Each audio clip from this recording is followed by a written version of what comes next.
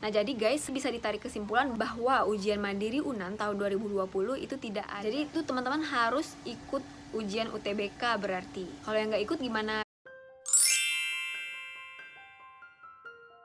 Assalamualaikum. Hai guys, welcome back to my channel. Buat yang baru nonton video aku, sebelumnya perkenalkan, aku Dr. Hasna Metisha, biasa dipanggil Nana. Aku merupakan lulusan FK UNAN Padang. Nah, kali ini aku akan membahas mengenai jalur mandiri UNAN tahun 2020. Karena jalur mandiri UNAN tahun 2020 ini sangat berbeda dari tahun-tahun sebelumnya. Nah, banyak nih yang nanya ke aku, "Kak, itu bedanya apa sih Kak antara jalur yang A sama yang B? Kak, itu maksudnya gimana sih Kak ujian mandiri yang sekarang yang tahun 2020 ini?" Nah, buat teman-teman atau adik-adik yang masih bingung-bingung mengenai jalur mandiri UNAN tahun 2020 ini, nonton terus ya videonya sampai akhir. Jadi biar nggak salah-salah info lagi. Oke, aku dari laptop ya guys. Sumbernya itu dari the one and only website UNAN. Oh ya, sebelumnya teman-teman yang baru saja selesai melaksanakan ujian SBMPTN atau UTBK, semoga lulus ya, semoga mendapatkan hasil yang diinginkan, mendapatkan hasil yang terbaik, dan tentunya semuanya kita pasrahkan kepada Allah saat ini. Jangan lupa tetap berdoa, jangan takabur, dan tak lupa tentu meminta restu orang tua. Jika teman-teman merasa ujian UTBK kemarin itu soalnya sulit, ada baiknya teman-teman mempersiapkan untuk ujian selanjutnya, yaitu ujian mandiri. Oke, langsung aja daripada kita lama-lama basa-basinya, langsung aja kita mulai ke pembahasan mengenai jalur mandiri UNAN. Untuk informasi umum, seleksi mandiri tahun 2020, ini aku baca di webnya ya. Latar belakang, Peraturan Menteri Pendidikan dan Kebudayaan Republik Indonesia nomor 6 tahun 2020 tentang penerimaan mahasiswa baru program sarjana pada perguruan tinggi negeri PTN, pasal 3 ayat 1 menegaskan bahwa jalur penerimaan mahasiswa baru dilakukan melalui 1. Seleksi nasional masuk perguruan tinggi negeri atau SNMPTN, yang kedua SBMPTN, yang ketiga melalui seleksi lainnya atau seleksi mandiri. Nah, pada tahun akademik 2020-2021, UNAN tetap menyelenggarakan seleksi mandiri yang terdiri dari 2 jalur, yaitu yang pertama seleksi mandiri berdasarkan kemampuan akademik atau disingkat dengan SMBKA, dan yang kedua yaitu seleksi mandiri berdasarkan prestasi unggul atau SMBPU. Nah, daya tampung mahasiswa baru untuk setiap program studi melalui jalur seleksi mandiri ditetapkan 30% dari total daya tampung. Nah, seperti video yang aku jelaskan sebelumnya juga ya. Mungkin teman-teman udah nonton juga, atau kalau belum nonton boleh nonton videonya yang ini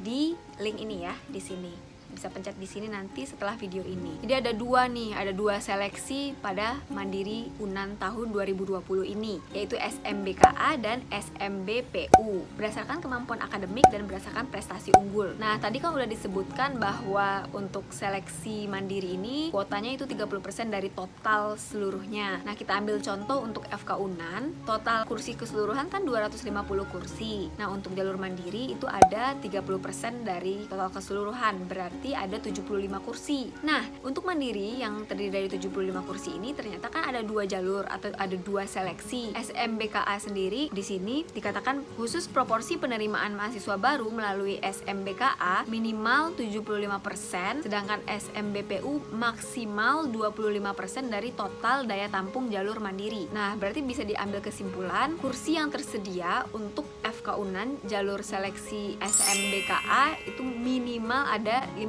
kursi. Sedangkan melalui jalur prestasi unggul, kursi yang tersedia untuk FK UNAN ada 25 kursi. Jadi, jalur penerimaan mahasiswa baru melalui seleksi mandiri untuk varian A, SMBKA dilakukan dengan mengutamakan kemampuan akademik peserta di samping mempertimbangkan prestasi akademik dan reputasi sekolahnya. Ini mirip-mirip kayak SNMPTN ya, kayak undangan. Terus untuk yang B, SMBPU itu dilakukan dengan mengutamakan prestasi unggul di samping mempertimbangkan kemampuan akademik dan reputasi sekolahnya. Itu perbedaannya guys. Nah, kenapa sih dibuat seleksi seperti ini? Karena tahun-tahun sebelumnya kan belum pernah ya ada yang seperti ini. Tahun sebelumnya itu cuman kayak ujian tulis biasa, jadi semuanya itu berdasarkan kemampuan akademik. Tidak ada melihat prestasi unggulnya ataupun tidak ada melihat sekolahnya dari mana gitu kan. Jadi memang murni dari hasil ujian ujian tulisnya, biasanya yang mandiri UNAN sebelum-sebelumnya. Nah, tujuannya ternyata, jadi penerimaan mahasiswa baru jalur seleksi mandiri bertujuan untuk jalur mandiri memberikan kesempatan bagi lulusan SMA, SMK, atau MA, atau sederajat yang mempunyai satu, kemampuan akademik, dan yang kedua, mempunyai prestasi unggul dalam bidang bakat, minat, dan nalar. Nah, jadi ini sepertinya lebih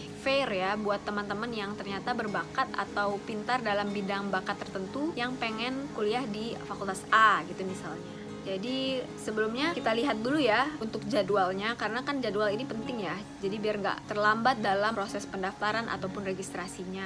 Aku kan pengennya teman-teman itu mempersiapkan diri sebaik-baiknya untuk ujian mandiri ini jikalau na'udzubillahi min dzalik tidak lulus pada ujian UTBK. Nah, untuk jadwal pendaftaran, seleksi, dan pengumuman, nah yang pertama, pendaftaran peserta dan pembayaran registrasi bisa dilakukan pada tanggal 20 Juli hingga 24 Agustus 2020. Nah, biasanya nih, kalau aku lihat tahun-tahun sebelumnya, Mandiri UNAN itu biasanya tidak akan dibuka registrasinya sebelum hasil ujian tulis dari SNMPTN tulis, atau kalau sekarang disebut SBMPTN keluar. Jadi, simpelnya, keluar dulu pengumuman ujian tulis SBMPTN atau UTBK, baru nanti diumumkan untuk pendaftaran mandiri, seperti itu biasanya.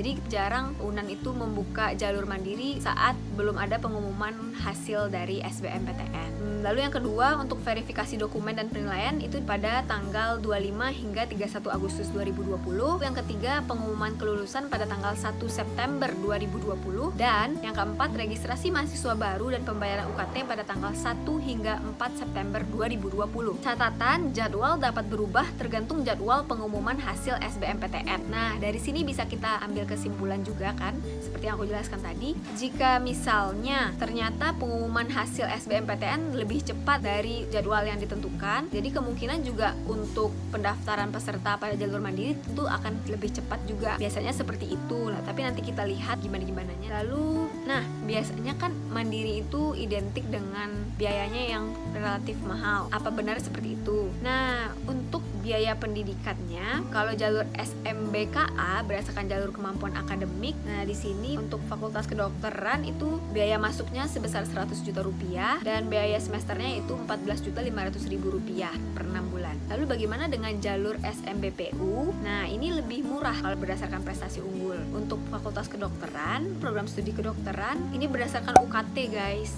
Jadi ada 7 level UKT. Yang pertama yang level 1 atau kelompok 1 itu 500.000 per semester, level 2 1 juta per semester, level 3 3,3 juta per semester, level 4 5,5 juta per semester, level 5 7,7 juta per semester, level 6 10 juta per semester, dan level 7 12 juta per semester. Jadi ternyata jalur SMBKA itu lebih mahal daripada jalur SMBPU guys. Jadi begitu. Lalu, nah sekarang kita bahas mengenai persyaratan umum dan persyaratan khusus jalur mandiri UNAN. Jadi untuk persyaratan umum, lulusan SMA atau SMK atau MA atau sederajat yang memiliki ijazah tahun 2018 dan 2019 atau sekurang-kurangnya memiliki kartu UNAS atau SKHUN atau SKL pendidikan menengah tahun 2020. Jadi ini intinya yang bisa mengikuti jalur mandiri UNAN ini adalah angkatan 2018, 2019 dan 2020 yang memiliki ijazah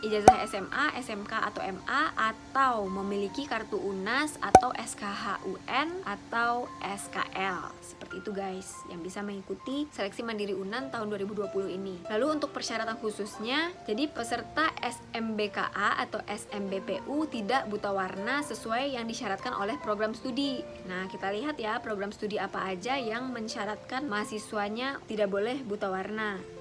Nah, ini bisa teman-teman lihat persyaratan buta warna penerimaan mahasiswa baru program studi program sarjana Universitas Andalas. Kita lihat dari Fakultas Kedokteran aja ya, dengan program studi pendidikan dokter. Jadi itu mensyaratkan mahasiswanya tidak buta warna total maupun parsial sebagian. Oke, untuk fakultas lain bisa dilihat ya persyaratannya di sini. Lalu kita masuk ke persyaratan khusus yang nomor 2. Jadi peserta memiliki prestasi unggul bagi peserta SMBPU yaitu peraih prestasi pada kejuaraan atau lomba tingkat internasional, nasional, atau provinsi serendah-rendahnya peringkat atau juara 3 yang diperoleh dalam 3 tahun terakhir, yaitu tahun 2018 hingga 2020. Jadi prestasi unggul itu mencakup ada 6 poin di sini. Nanti aku jelaskan lebih lanjut mungkin di video selanjutnya. Nah, untuk waktu dan tata prosedur pendaftaran ini teman-teman bisa lihat di sini. Jadi pendaftaran dilakukan secara online melalui website penerimaan mahasiswa baru atau PMB UNAN tahun akademik 2020 pada laman berikut ini. Lalu mengisi biodata singkat dan mendapatkan kode pembayaran dan PIN dari tanggal 20 Juli hingga 24 Agustus 2020. Lalu nanti ada pembayaran, selanjutnya berdasarkan jadwal ini kita ikuti aja. Nah, jadi guys, bisa ditarik kesimpulan bahwa ujian mandiri UNAN tahun 2020 itu tidak ada ujian tulisnya. Jadi hanya berdasarkan berkas-berkas yang harus dilengkapi sebelum tanggal yang kita lihat pada jadwal tadi, guys.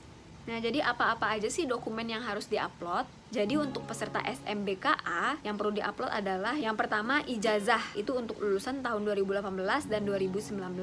Lalu kalau untuk lulusan tahun 2020 yang perlu diupload adalah UNAS atau SKHUN atau SKL-nya. Yang perlu diupload yang kedua yaitu sertifikat hasil UTBK untuk lulusan tahun 2018, 2019 dan 2020. Jadi itu teman-teman harus ikut ujian UTBK berarti. Kalau yang nggak ikut gimana? Berarti tidak bisa untuk ikut jalur mandiri ini. Nah, tapi di sini juga ada keterangan bagi peserta yang tidak mempunyai nilai UTBK tahun 2018, panitia seleksi menggunakan nilai ujian tulis pada LTMPT. Lalu yang ketiga yang harus diupload untuk peserta SMBKA yaitu nilai rapor kelas 10 hingga kelas 12 yang dilegalisasi oleh kepala sekolah. Nah, lalu yang keempat, bukti prestasi akademik minimal tingkat kabupaten atau kota yang bersifat tambahan bagi peserta SMBKA. Jadi itu merupakan nilai plus jika teman-teman punya sertifikat atau bukti prestasi akademik minimal tingkat kabupaten atau kota.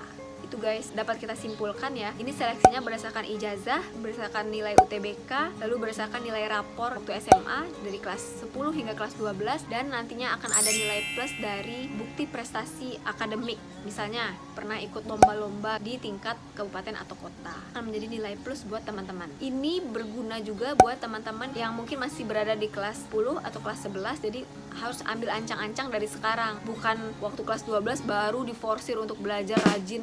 Itu bukan seperti itu.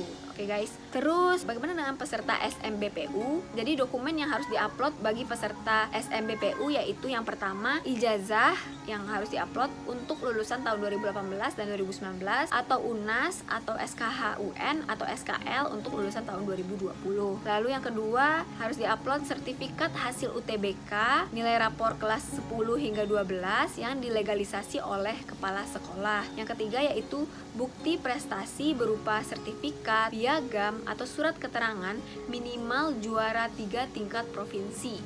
Waduh, berat ya guys. Oke, mungkin itu aja penjelasan dari aku. Kalau ada pertanyaan, boleh ditulis di kolom komentar aja ya guys. Selamat berjuang, semoga sukses ya. Assalamualaikum warahmatullahi wabarakatuh.